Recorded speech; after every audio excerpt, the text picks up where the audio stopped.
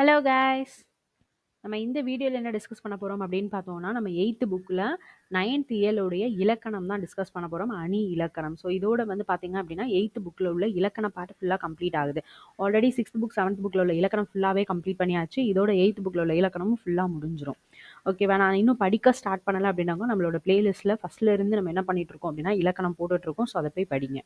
ஓகேவா? எனக்கு இலக்கணம் வராது, தெரியாது அப்படின்றவங்க கண்டிப்பாக இந்த வீடியோஸை பார்த்துக்கோங்க. எல்லாமே வந்து பார்த்தீங்கன்னா நம்ம நோட்ஸ் எடுத்து தான் சொல்லி கொடுத்துட்ருக்கோம். என்ன மாதிரி கொஷின்ஸ் கேட்கலாம், இம்பார்ட்டன்ட் கொஷின் இந்த இலக்கணத்துலேருந்து என்னென்ன எடுக்கலாம்.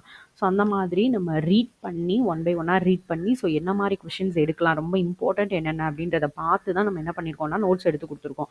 ஓகேவா? அதனால் இலக்கணம் தெரியாது, எனக்கு வராதுன்றவங்க கண்டிப்பாக இதை பாருங்கள், ரொம்ப யூஸ்ஃபுல்லாக இருக்கும். ஓகேவா? ஸோ இதோட 8th புக்கில் உள்ள இலக்கணம் முடியுது. அணி இலக்கணம். ஸோ இதில் என்னென்ன இலக்கணம் நம்ம பார்க்க போகிறோம்னா, பிரிது மொழிதல் அணி, இன்னொன்று வேற்றுமை அணி, இன்னொன்று வந்து பார்த்தீங்கன்னா இரட்டர மொழிதல் அணி. ஸோ அதெல்லாம் என்ன, இதில் வந்து மேக்ஸிமம் இதில் தனித்தனி நோட்ஸ் நம்ம எடுக்க முடியாது. என்ன கொடுத்துருப்பாங்க அப்படின்னா அதனால் என்னன்ற டெஃபினிஷன் இருக்கும், அதுக்கு ஒரு எக்ஸாம்பிள் கொடுத்துருப்பாங்க, அதோடைய எக்ஸ்ப்ளனேஷன் இருக்கும், அதோட அவ்வளோதான். இது ரொம்ப ஈஸியான சாப்டர், சின்ன சாப்டர். ஓகேவா? ஸோ இதில் வந்து பார்ப்போம், பிரிது மொழிதல் அணி அப்படின்னா என்ன. பிரிது மொழிதல் அணி அப்படின்னா என்னன்னா, அது உவமையை மட்டும்தான் சொல்லியிருக்கும். ஓகேவா? ஸோ அது மூலமாக என்ன கருத்து அப்படின்றத நம்ம தான் அண்டர்ஸ்டாண்ட் பண்ணிக்கணும். அதுதான் பிரிது மொழிதல் அணி. ஓகேவா? நமக்கு வந்து எப்படி இருக்கும், உவமையை மட்டும்தான் அவங்க வெளிப்படையாக சொல்லியிருப்பாங்க. அதன் மூலமாக உள்ள கருத்தை என்ன பண்ணிக்கணும் அப்படின்னா நம்ம அண்டர்ஸ்டாண்ட் பண்ணணும், நமக்கு அது புரியணும். அதுதான் வந்து பிரிது மொழிதல் அணி. இதுக்கு ஒரு எக்ஸாம்பிள் கொடுத்துருக்காங்க. கடலோடா கால் வல் நெடுந்தேர் கடலோடும் நாவாயும் போடா நிலத்து. கடலோடா கால் வல் நெடுந்தேர் கடலோடும் நாவாயும் போடா நிலத்து. ஸோ இந்த பாட்டிலேருந்து என்ன சொல்கிறாங்க அப்படின்னா, இதோடைய இந்த குறளில் என்ன மீனிங் இருக்குது அப்படின்னு பார்த்தோன்னா, நிலத்தில், ஓகேவா, நல்லா அண்டர்ஸ்டாண்ட் பண்ணிக்கோங்க, நிலத்தில் ஓடுற அந்த தேர் கடலில் ஓடாது. கரெக்டாக? அதே மாதிரி கடலில் ஓடுற கப்பல் நிலத்தில் ஓடாது. புரிஞ்சுதா? நிலத்துல ஓடுற தேர் கடல்ல ஓடாது, கடல்ல ஓடுற கப்பல் நிலத்துல ஓடாது. ஸோ இது மட்டும்தான் இதில் சொல்லியிருக்காங்க. ஸோ இதிலிருந்து நமக்கு என்ன சொல்ல வராங்க அப்படின்னு பார்த்தோம்னா, ஒவ்வொருவருக்குமே நமக்கு உரிய இடத்துல, நமக்கு தகுந்த இடத்துல இருந்தால் வெற்றி பெறலாம். நமக்கு பொருத்தமே இல்லாத ஒரு இடத்துல போய் நின்னோன்னா நம்மளால் வெற்றி பெற முடியாது அப்படின்ற கருத்து தான் இதில் சொல்லியிருக்காங்க. இப்போ எனக்கு வந்து இதில் இன்ட்ரெஸ்ட் இருக்குது, ஸோ நான் இதில் மூவ் பண்ணுறேன் அப்படின்னா இதில் நம்ம வந்து மூவ் பண்ணி அச்சீவ் பண்ண முடியும். பட் இன்ட்ரெஸ்டே இல்லாத ஏதோ ஒரு இதில் போய் நான் உட்காந்துருக்கேன். ஃபார் எக்ஸாம்பிள் ஒரு ஜாபை எடுத்துக்கலாம், நம்மளோட கெரியர் எடுத்துக்கலாம்.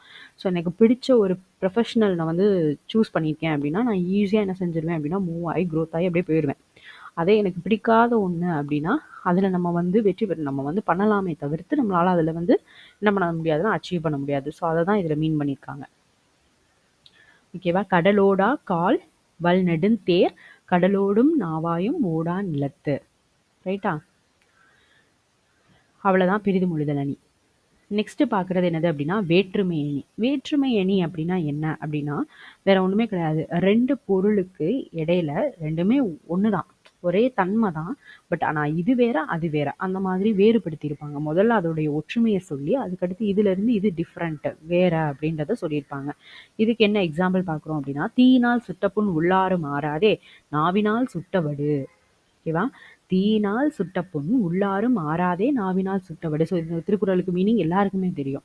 ரைட்டா? ஸோ இதில் ஃபஸ்ட்டு திருவள்ளுவர் என்ன சொல்கிறாரு அப்படின்னா, நெருப்பாக இருக்கட்டும் கொடுஞ்சொல்லாக இருக்கட்டும் ரெண்டுமே சுடும். ஓகேவா? நெருப்பும் நமக்கு சுடும், கொடுஞ்சொல்லும் சுடும் அப்படின்னு சொல்லி ரெண்டுமே சுடும் அப்படிங்கிற அந்த ஒற்றுமை, அந்த இதில் என்ன இருக்குது, ஒற்றுமை தன்மை இருக்குது. ஸோ அதை சொல்லிடுறாங்க. ரெண்டாவது என்ன சொல்கிறாங்க அப்படின்னு பார்த்தோன்னா, நெருப்பால் சுட்ட ஆறிடும், ஆனால் நீ வந்து கொடுஞ்சொல் வச்சு பேசுனன்னா அது ஆறாது. நாவால் வந்து பேசுகிற அந்த வார்த்தை என்ன செய்யாது, மாறாது. ஸோ அப்போ அந்த இடத்துல வேறுபடுத்தி சொல்லியிருக்காங்க. ஓகேவா? நெருப்பும் சுடும் கொடுஞ்சொல்லும் சுடும், ரெண்டுமே சுடுன்னு சொல்லி அதோடைய ஒற்றுமையை சொல்லிட்டு, நீ நெருப்பால் சுட்டனா அது ஆறி போயிடும், நீ உன் நாவினால சுட்டனா அது என்ன செய்யாது, ஆறாது அப்படின்னு அதோடைய வேற்றுமையை சொல்லியிருக்காங்க. இதுதான் வேற்றுமை அணி. ஓகேவா? ஸோ நெக்ஸ்ட்டு அவ்வளோதான் இரட்டர மொழிதல் அணி. ஸோ இதோட வந்து என்ன ஆயிடுது அப்படின்னா நமக்கு டாபிக் வந்து ஓவர் ஆயிரும். இரட்டர மொழிதல் அணி அப்படின்னா என்ன அப்படின்னு பார்த்தோம்னா, ஒரு சொல்லாக இருக்கட்டும் இல்லைன்னா ஒரு தொடராக இருக்கட்டும், அது ரெண்டு மீனிங் கொடுக்கும். அதான் இரட்டர மொழிதல் அணி.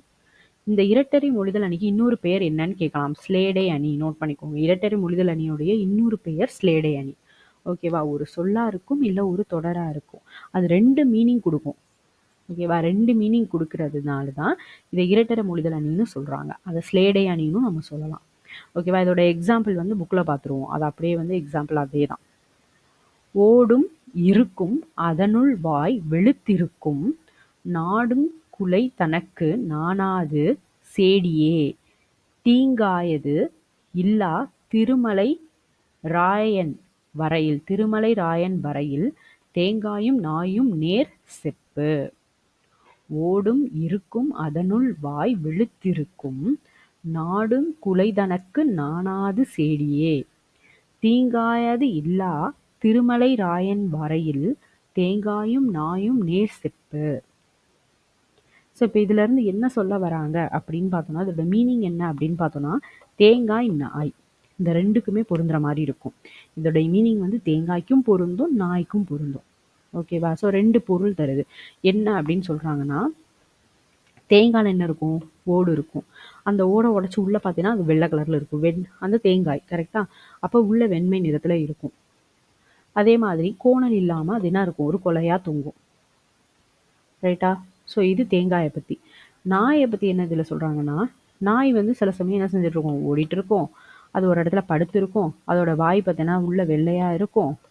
குறைக்கிறதுக்கு வெக்கப்படாது. ஸோ இப்போ இதோட 2 மீனிங் என்ன செய்யுது அப்படின்னா இந்த பாட்டில் கொடுக்குது. ஓகேவா? தேங்காயில் ஓடு இருக்கும், அதனோட உள்பகுதி வெண்மையாக இருக்கும், கோணல் இல்லாமல் நேராக இருக்கும். நாய் பார்த்தோன்னா ஓடிட்டு இருக்கும், படுத்திருக்கும், அதோட உட்பகுதி வெண்மையாக இருக்கும், குறைக்கிறதுக்கு வைக்கப்படாது. ஸோ இந்த மாதிரி 2 பொருள் தருது இந்த பாட்டில், 2 மீனிங் கொடுக்குது. ஸோ அதை தான் என்ன சொல்கிறாங்கன்னா இரட்டர மொழிதல் அணி அப்படின்னு சொல்கிறாங்க. இதை ஸ்லேடை அணின்னு சொல்லலாம். ஓகேவா?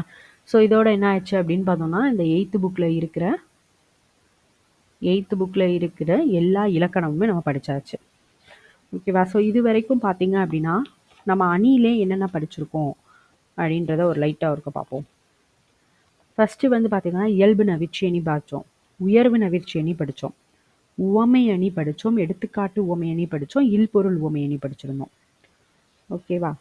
அடுத்தது உருவக அணி, ஏகதேச உருவக அணி.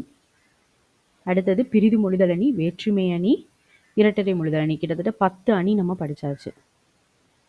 ஓகேவா? 10 அணி வந்து என்ன செஞ்சிட்டோம் அப்படின்னா நம்ம படித்தாச்சு. ஓகேவா? ஸோ படிக்காதவங்க நம்மளோட பிளேலிஸ்ட்டில் இருக்குது, போய் பாருங்கள். ஸோ நெக்ஸ்ட்டு வந்து இதிலே சம் கொஷின்ஸ் வந்து கொடுத்துருக்காங்க. ஸோ அதையும் லைட்டாக பார்த்துருவோம். சரியான விடையை தேர்ந்தெடுத்து எழுத சொல்லியிருக்காங்க. பிரிது மொழிதல் அணியில் டேஷ் மட்டும் இடம்பெறும். பிரிது மொழிதல் அணியில் என்ன மட்டும் வந்து இடம்பெறும்? உவமை மட்டும்தான் வரும். நம்ம சொன்னோம்ல, உவமை மட்டும்தான் வரும். அதனுடைய கருத்தை நம்ம அண்டர்ஸ்டாண்ட் பண்ணணும் அப்படின்னு சொல்லிட்டு. ஸோ அதான் பிரிது மொழிதல் அணி. 2 பொருட்களுக்கு இடையே உள்ள ஒற்றுமையும் வேற்றுமையும் கூறுவது. ஒற்றுமையும் சொல்லும், வேற்றுமையும் சொல்லும். அது என்னது? வேற்றுமை அணி. ஓகேவா? ஸோ நெக்ஸ்ட்டு ஒரே செய்யுள இரு பொருள் வர்ற மாதிரி சொல்றது என்னது? இரு பொருள் தரும். இரட்டரை மொழிதல் அணி. ஃபுல் டெஃபினிஷன் மட்டும் தான் கொடுத்துருக்காங்க. இரட்டரை மொழிதல் அணியினுடைய வேறு பெயர் ஸ்லேடை அணி. அவ்வளோதான். இந்த டாபிக் வந்து ஓவர் ஆயிடுச்சு. ஸோ இந்த 8th புக் ஃபுல்லாக கவர். ஓகேவா? ஸோ இப்போ நெக்ஸ்ட் வீடியோவில் நம்ம 9th புக் வந்து பார்க்க ஸ்டார்ட் பண்ணலாம். 9th புக்கில் உள்ள இலக்கணம் வந்து நம்ம ஸ்டார்ட் பண்ணலாம். ஓகேவா? தேங்க்யூ.